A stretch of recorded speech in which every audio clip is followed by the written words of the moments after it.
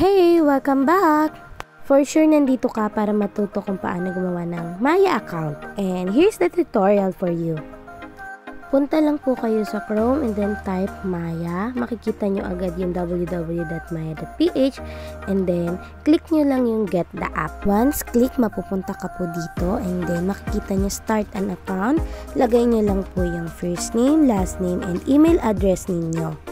May nakalagay na optional pero mas maigi kung may email address talaga kayo. So here, sample account lang po ito dahil meron na talaga akong verified account. Lagay nyo lang yung number nyo na gusto nyong gamitin to set up your account and then enter your password. Pakitandaan lang din po yung password nyo para po hindi kayo mahirapan mag-login anytime. After that, lalabas po yung terms and condition and yung data privacy. Pwede nyo i-click yung done and pwede nyo din basahin. Mas maigi kasi kung babasahin ninyo, for your own din po yun. Ayan, same lang din. Scroll down lang kayo and then click nyo lang yung done. Once done, ito na po yung lalabas. Yung sa data personalization, pwede nyo i-click yung enable all data personalization and then save. Once save, lalabas yung one-time PIN and magsisend na po ng code yon sa inyong number. Here po, nag-send sa akin and then type nyo lang po yung code na na-receive nyo and then click verify. Once po na na-press nyo na, hintay lang po ng 15 seconds and then you're in. Welcome to Maya. Kung mapapansin nyo po, meron pong go home and merong upgrade. Pwede nyo pong i-click yung go home or pwede din naman yung upgrade now. Kapag po sa go home, ito po ang lalabas. Mapapansin nyo po dito, created na yung account under your name and your number.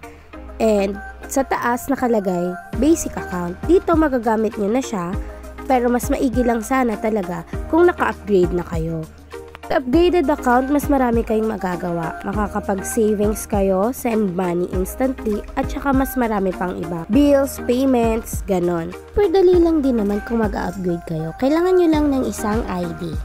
This is the list of the ID that you can use. National ID, driver's license, UMID, passport, postal, PRC. Pwede din yung SSS, pero kailangan may photo po. Syempre pati foreign passport, pwedeng-pwede. If meron po kayo ng any ID, second one is record a selfie or a video. Honestly, matik na po dito sa app yun. Once na-maskan nyo na yung ID nyo, madedetect na po yun ng system. And then, pag na-detect na ng system, if a-flash ng app yun, yung mga details nyo, and then, mag-i-scan na po kayo matik ng selfie at saka video. I-authenticate po kasi ng app kung legit kayong tao para po maiwasan yung mga scams and fraud na account. Once ma-identify ng app na okay na, legit na tao ang gumagawa ng account, magdalagay na po kayo ng mga personal details nyo. Yung iba, scanned na ng system from your ID. And then, ang gagawin nyo na lang is i-fill out nyo na lang yung address and other information. Then, after that, hintayin nyo na lang po na ma-verify yung account nyo. Magme-message po sa inyo si Maya once verified na. Pero pwede nyo na din po i-login yung account nyo. And here's the example po ng account na verified na.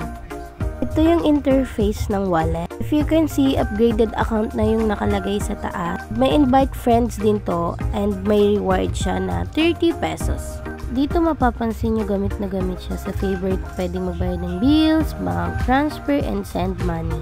But wait, hindi lang yun. Pag laki nyo ginagamit yung Maya nyo, may voucher din siya. And ito nga, meron pala akong voucher, hindi ko napansin. Siyempre, kiklaim natin to. Ito kasing Maya yung ginagamit ko pang load. So, ayan, nagkaroon ako ng Smart Gifter promo na 30 pesos, which is magagamit nyo to. Marami na din akong beses na nabigyan ng voucher and papakita ko sa inyo. Here it is.